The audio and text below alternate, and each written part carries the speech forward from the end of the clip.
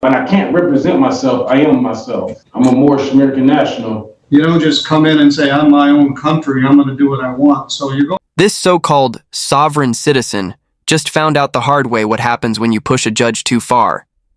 After skipping court not once, not twice, but 3 times, this guy clearly thought the legal system was something he could brush off. For a while, the judge showed remarkable patience, even giving him a chance to get it together a few months back. But those days are over. This time, the judge comes in with zero tolerance and full authority. No more warnings, no more leniency. What unfolds in that Michigan courtroom is a masterclass in courtroom control. The judge lays down the law with clarity, force, and a tone that says, enough is enough. And the best part? Watching this courtroom pretender get absolutely humbled by a no-nonsense 213ST alleges driving suspended second offense on January 31st, 2021 here in St. Joseph County. File 202073 alleges driving suspended on September 17th here in St. Joseph County. I think there may be a speeding charge with that. File 202653 also charges driving suspended second offense and forgery and speeding. All of those matters were scheduled for jury trial today, November 10th. Mr. Morrow Bay wishes to represent himself on these matters. He has a perspective on the Michigan Motor Vehicle Code that disagrees with the state's version of it, but he didn't want an attorney and didn't wish to have representation. He wanted to represent himself in all of these matters. So we treated him like an attorney. We set the matter for a final pretrial to prepare for jury trial. And he didn't show up.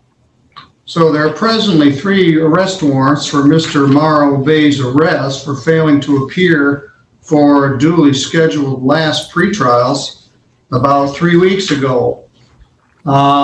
We don't show up on the morning of trial with a basket full of papers and inconvenience 30 to 50 jurors who have to come in and hear your case and several witnesses without preparing for it. So we scheduled a pretrial conference and you didn't show up.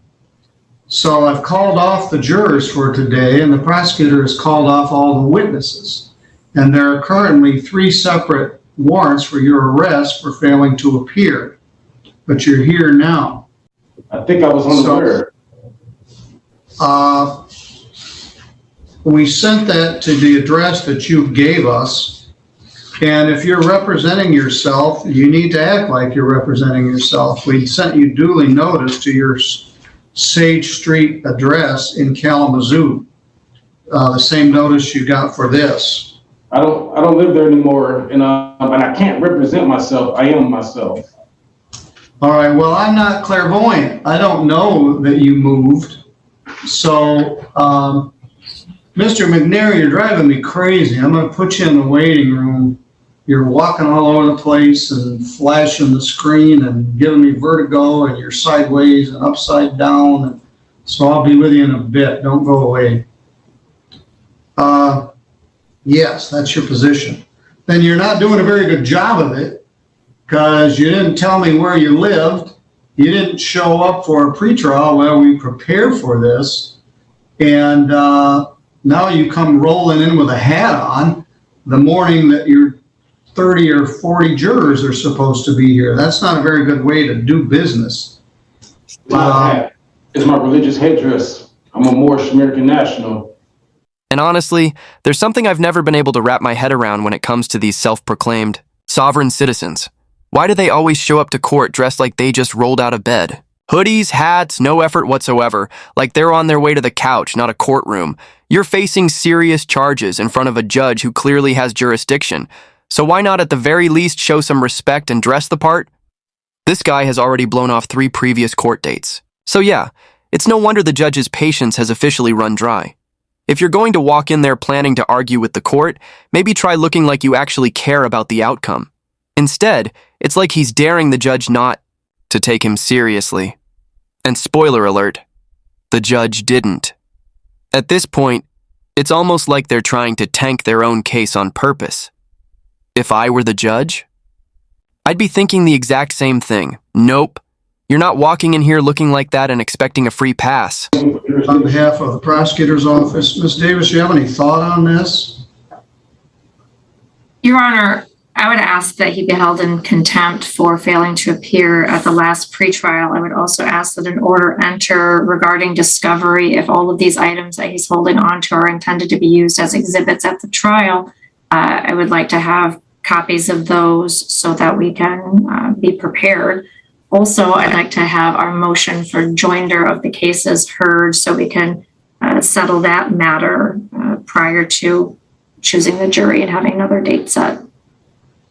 Right in the middle of my busy arraignment morning when I have 14 people waiting to be arraigned, that probably won't work out too good.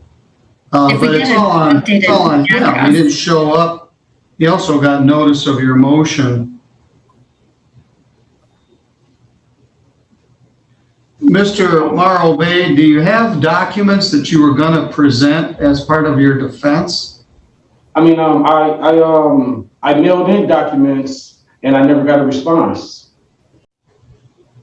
Well, do you have some you wish to present? Well, I mailed in an affidavit to you more than once, and this is also my legal notice for my lawful name change. Because I put it on the record that I'm a Moorish American national and I'm not American or a U.S. citizen, excuse me. I'm a man of the land. I'm native to the land.